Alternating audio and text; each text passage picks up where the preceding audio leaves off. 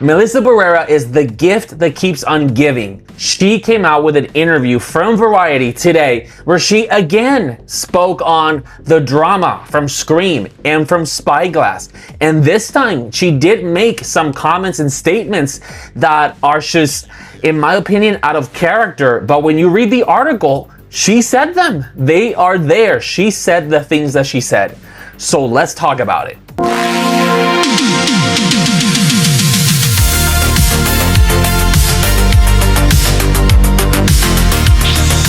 Before we start, welcome to Keep It Frank Live, where I give you my real takes, no sugarcoating, only straight up opinions on movies, Hollywood news. So if you're into real talk, go ahead and subscribe and let's keep it frank together.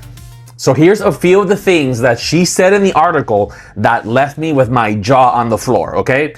So pretty much she kind of says in the article that she is not a victim, that she the whole time knew, like, fuck no, I was gonna overcome this. I don't play the victim card. That's kind of like the vibe that she gave. Yet the entire article is her playing the victim card, all right? Then she accuses, and this is a big one, she accuses Spyglass of lying about the box office numbers of Scream 7, which is the highest grossing movie of the franchise. One that she isn't in it. The one that came out after she left or got fired from the franchise. And she also calls anyone who worked on the film basically people with zero integrity for working for that company and for being in that project.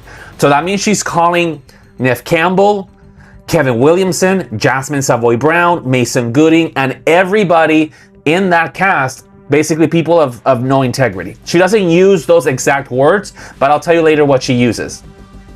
And the one that left me like blown away, she even hints that she has beef with the people that worked in the film and didn't publicly support her. So basically, if she had people that texted her privately to say like, wow, are you okay? And checking up on her and maybe supporting her in private, if they didn't do it publicly, she took issue to that and she's mad at them.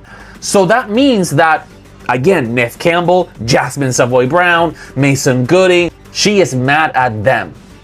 And she even hints that Jenna Ortega leaving the franchise to support her might have been incorrect all along. It's crazy. Oh, and I forgot that she also threw a dig at the Copenhagen test. She actually says that she took that job because she couldn't get anything else and she needed the money. Again, I don't blame her. Girl, you get your dinero. You need to go get your bills and pay your bills. I love that for you. I would do the same thing. But keep it quiet.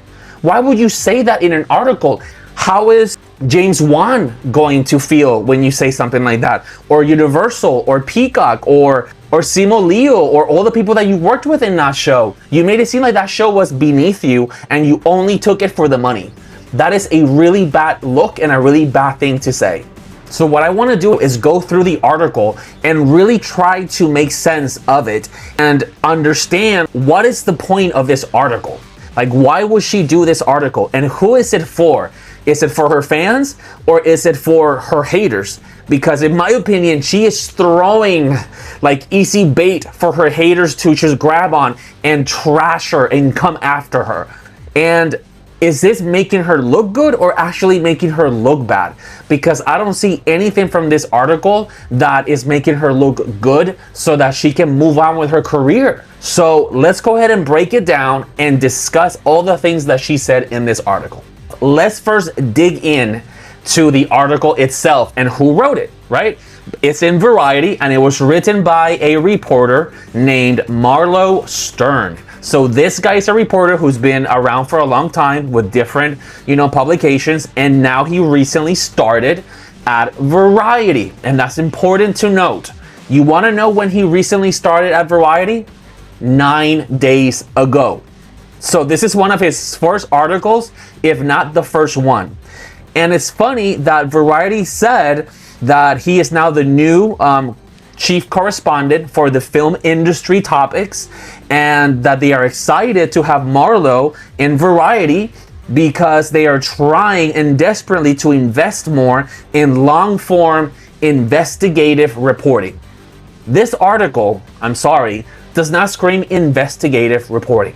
This article seemed to me like two mean girls got together and started writing on their burn book. So if this is one of your first jobs, one of your first like articles that you're going to put out, talking about Melissa Barrera and talking about a very, heated topic like Gaza and genocide and Israel and her getting fired, for now more than 2 years, this has been a topic that headlines when it comes out are a firestorm in social media, and it trends and it tracks. So I can't exactly blame him for wanting to use her for this article and to go about it in the way that he did and the questions that he asked, because I get it. He wants to get a hit article. So I'm not gonna blame him for that, even though it's shady. But, a girl's gotta pay her bills, and he's trying to pay her bills. So I get it, girl. And then in one of the articles for the reporter, it says that his favorite film is Casablanca and Clueless. Girl, I see you. Girl, bye. You like drama. We know you like drama. You made this article because you wanted some drama. That is plain simple. Don't tell me Clueless is your favorite film and you don't like to gossip and act like a little white girl, because that's what you're doing with this article. I just thought it was funny. It's like, it's so telling that your favorite movie is Clueless. It's like, girl, I see you. But to do this to Melissa is what I don't like. And what I don't understand is if she fell for it because she is that naive, or was she in on it? Those are two very different things. But right now, it seems to me like she needs media training, and she needs to understand that these types of interviews are something that she should leave behind and understand what she needs to start doing to move forward and show the public that she's moving forward. So in the article, the way it starts is by him saying like how traumatic this whole situation has been for Melissa, and then it kind of goes down to where she is now, and then they start talking and he starts asking her questions. And it pretty much starts with, where are you now after the Scream situation and how are you feeling? And it goes from there, and they discuss Scream pretty heavily. Then they go to a section where he starts asking her about Titanic, and they ask her a couple of questions about that, and it's very brief, nothing too long. And then while talking about her show, her new Broadway show, he asked her, doesn't Titanic have a little nod to Scream? And she goes, yeah. She says it was there prior to her joining the show, but it's funny that they have a little like reference Easter egg to Scream after she hates Scream so much. So after he asked her that question, they go back into Scream one more time. Like, again, the article is not about her show or anything else but talking about Scream. And when they get into that, he tells her, let's be real, Scream 7 sucked. Which is, come on, bro, you are a reporter. Why are you saying something like that and clearly have a biased opinion? Like, you should not be saying anything, just be a reporter, be professional. To say that is not cool. And just so you know, I gave Scream 7 a bad review. I do think it sucks, but as a reporter, you should really keep those things, out of the article and make it be professional. Let her be the one to say that. Don't lead her into that question. So I feel like he led her into that. But her response is, I know, bitch. No, I'm kidding. She says, I know, and I think they lied about the numbers. I don't think it made that much money, but at the stage door, I sign Scream things every night. People who love me from those movies are coming to see the show, and they can ever take that away from me. So very nice comment. Yes, she supports her fans that love her because of Scream, but she made that statement that Scream apparently lied about having the biggest box office numbers ever. I don't know how a studio can lie about that. I'm sure they can like exaggerate a little bit, but that kind of money, you can't lie about that. So that is such a dumb and silly statement to make. And then he goes to ask her and says this, you were fired from Scream 7. Jenna Ortega didn't return, the director dropped out, but Spyglass brought back cast members from prior Scream films. Did that seem scabby to you? Did it feel like those were people basically crossing the picket line? And she goes, oh, 100%. I think they all are. Like, are you serious, girl? And then she goes, and they have to live with that. The only way they were able to make that movie after what happened was to nostalgia bait as much as possible.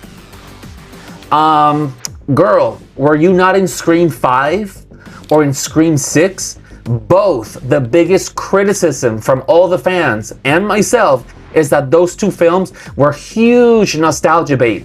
They were basically like going back to Scream 1. They were called requels for a reason. I can't believe she would make that statement. It just sounds so out of character. I almost don't believe this is her speaking. That's why I wish I could be in the interview listening, because maybe the way she said it doesn't sound so bitchy like she's saying it here in written format. So I don't know, but to say that, it's so like delusional that you could say that. And then this is where it gets even more shady. This is where I'm like, Melissa, you desperately need media training because you're being so dumb with how she phrases things. The reporter asked her, did anyone reach out to support you during that time? At least Jenna Ortega dropped out of Scream 7. And then it says that Melissa shakes her head. That's not the reality of things. That's what she says. And he goes, really? As if he didn't expect that answer. And she goes, I got some messages of support from people in the industry, but what I found is that private messages with no action mean nothing. Again, Melissa, you have to think a little bit better than that. You cannot expect that people are going to stand up and publicly say things in your support. You cannot make them fight your fight, or just because you want them to support you publicly, now they have to stand up and say the same things that you are saying. That is unfair. That is a burden that you're putting on them. You can't put that on them. That is not okay.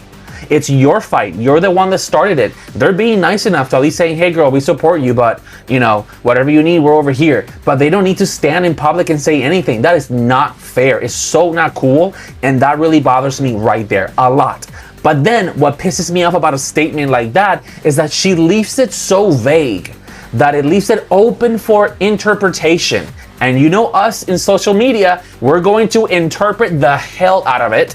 And now we're gonna say, ooh, she's talking about Neve Campbell. Ooh, there's beef. Could she be talking about Mason Gooding or Jasmine Savoy or even Jenna? The way she said that, it kind of didn't seem like she's cool with Jenna. It leaves it in such a vague way that I'm like, that is not cool either. Either don't say anything or spill the whole beans and name the names. I want you to be like Sutton from Beverly Hills Housewives. Name them. Because otherwise, what is the point of saying that? It's not cool. And now let's talk about how she ends the interview, which is the shittiest, most horrible way to finish the interview because you sound like a hypocrite. During the article, she says that she got blacklisted for a while, and that there are still spaces where she is blacklisted and she is not allowed to be in. Duh. Like, you have to understand, Melissa, that when you make statements like the ones that you made that are political, and I can be on your side and say, hey, you had a good reason for saying those things. You believe very much that what's happening in Gaza is incorrect. Though, that is going to land with certain groups of people very badly, and they're gonna come after you. So you have to be prepared for the consequences, right? So you have to be prepared that yes, some people will blacklist you and will not let you back in their spaces. That is completely normal, okay? But the more that you keep doing articles like this, the more reason you're giving them to blacklist you. Because let me tell you something, honey, right now, Scream 7 and Spyglass, they're not talking about you because they won. They won the big box office and they got what they wanted. Actually, they're probably celebrating and saying thank you to you for having said those things so that they could fire you, because after you left, they were able to get Neve Campbell back, Kevin Williamson, and do the movie that, even though I didn't like it, everybody did, and it made so much money for them that most likely was not gonna make that big of money with you. So girl, you're the one who looks bad. So you need to stop making articles like this. It's sad, but it's true though. Either be quiet and move forward, or you're always gonna be looked as someone in this light. And then the way the article ends is like this. She actually says, he asked her, what is going to be, like, what's next for you? What's in the pipeline for you? Which is such an industry term. What's down the pipeline for you? Whatever. And she goes, I'm starting my production company. I'm very excited about that, which is great. I love that for her, because she knows that she needs to have a production company so she can produce her own projects.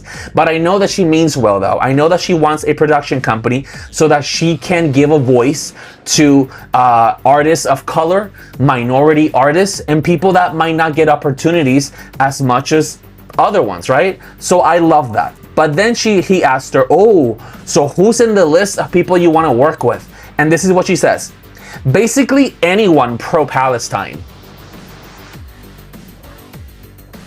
And then she goes, I kept track of the people who vocally came out and said something to defend me at the time.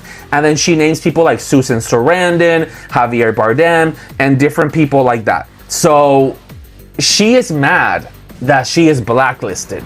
She is mad that in certain spaces she cannot be in anymore and she's not accepted.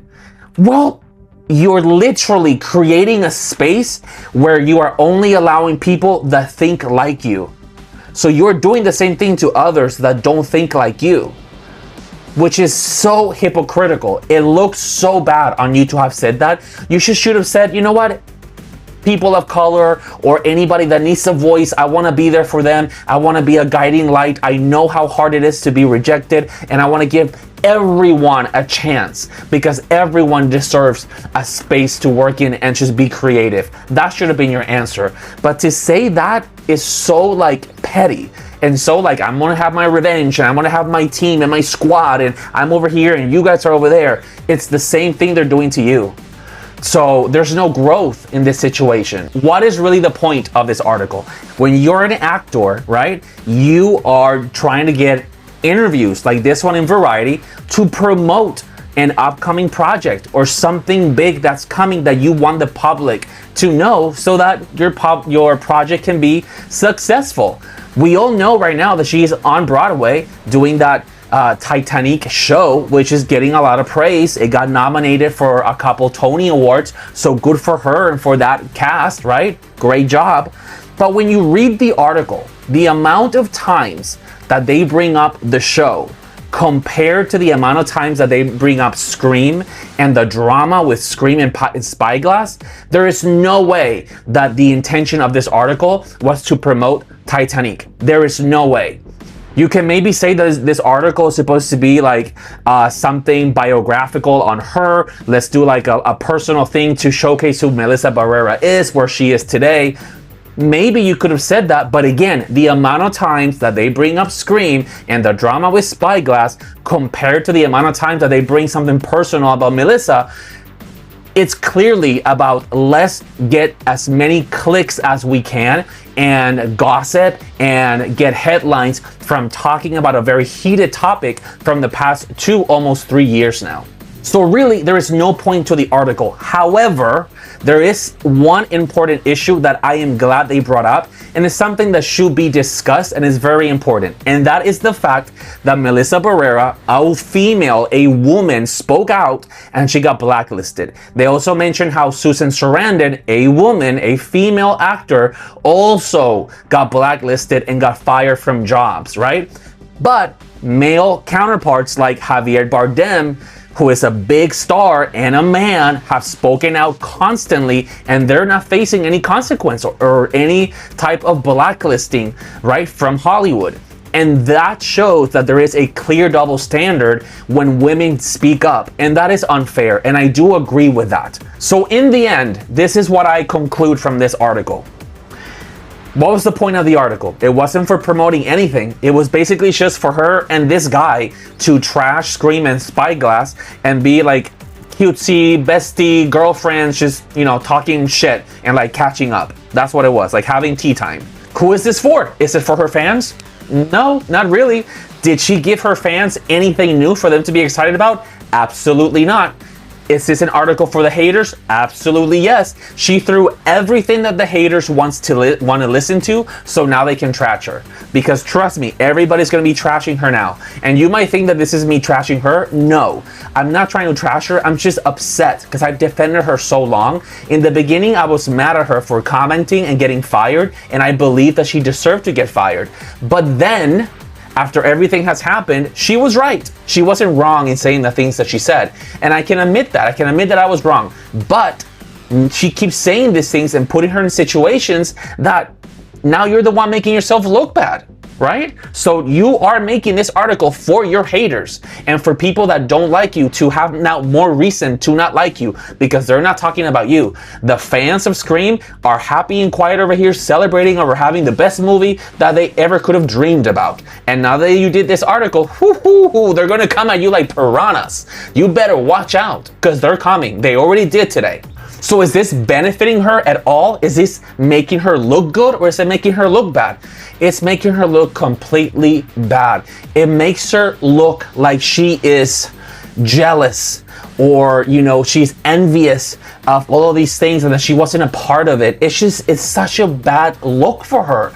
And I know she doesn't realize that it's making her look bad. She probably thinks that she's speaking up and she's speaking her truth. And I do love that for her. I want her to speak her truth.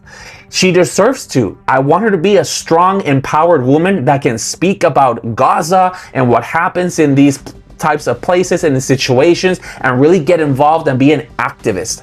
But you can do that and completely leave Spyglass and Scream behind because every time you bring it back, it's just making you look bad. Now the point of being an activist is completely lost and you made it about muddy, shitty drama that should have been left 2 years ago. All right, guys, so I know that was a little bit of a rant and about a vent, but I'm just a little bit disappointed because I like Melissa. She has so much talent and so much to look forward to, so why keep rehashing that? So let me know what you think. Do you think this article benefits her at all? Is it making her look good, making her look bad?